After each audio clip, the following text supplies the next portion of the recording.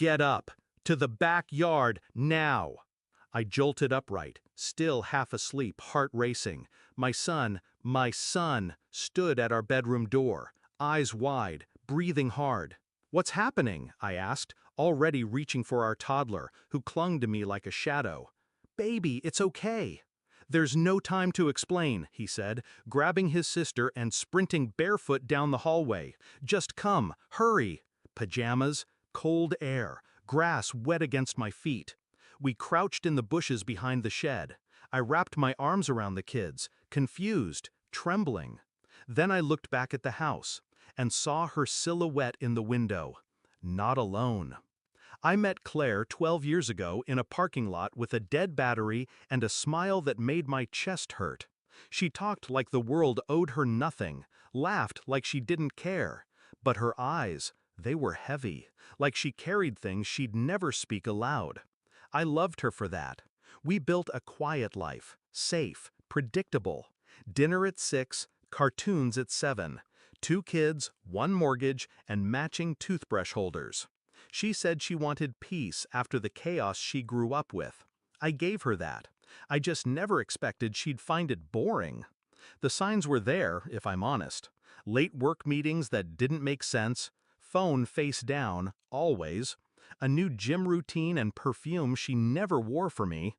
But love makes you generous with excuses, and I'd rather be blind than paranoid. Until 2 weeks ago, I'd borrowed her laptop for a Zoom call and saw the messages. Not just flirty, not just suggestive, detailed, coordinated, familiar. Because the man she'd been meeting wasn't just someone, he was someone we both knew. Someone I trusted with my house when we were on vacation. Our neighbor, Mark. The same guy who taught my son how to fix a bike chain. The one who laughed too loud at Claire's jokes. The one who waved too eagerly when I pulled into the driveway. I stared at the messages. My body felt cold, but my mind, it was calm. For the first time in a long time. I didn't confront her, not right away. I started watching instead. Tracking patterns, gathering proof. 2 phones, 2 bank accounts, 2 versions of the woman I thought I knew. Every detail was a pin in the map. Every lie, a brick in the trap. And I waited, because revenge, real revenge, it isn't rage, it's patience. The night it happened, everything was already in motion. The cameras I'd installed caught Mark slipping into the basement door Claire left unlocked, like clockwork. What they didn't know, what he didn't know, was that I had already called my lawyer, already filed for emergency custody, already moved half our assets. And my son? He found the burner phone Claire thought she'd hidden in her sock drawer. He saw the messages. He's 10, old enough to know betrayal when he reads it, young enough to still believe in protecting the people he loves. He came into our room that night like a soldier and got us out before the fire started. No, not a literal fire, but what followed was just as devastating. When the police arrived, called anonymously, of course, they found Mark in our kitchen. Claire was upstairs, in a robe, stunned, confused, claimed it was all a mistake. The look on her face when she saw the footage I handed the officers, I'll never forget it.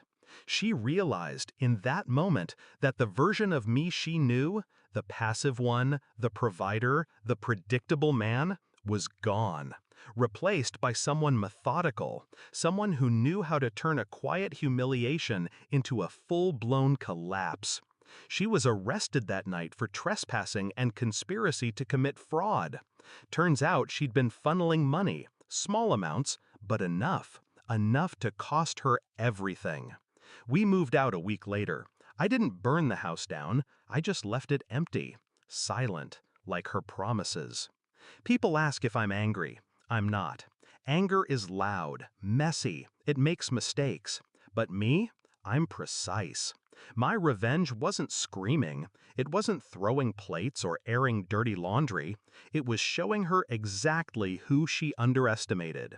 It was teaching my son that truth matters, that silence has power, and that the ones who love you quietly will also protect you fiercely. Claire tried to call me last month, left a voicemail crying, begging, said she didn't recognize herself anymore. I didn't call back, but I saved the message so my daughter can listen to it someday, to hear what weakness sounds like behind a mask of strength. Funny, isn't it? How a betrayal can feel like the end of the world until it becomes your beginning. The night my son pulled me from that bed, I thought we were running from danger. Turns out, we were running toward freedom.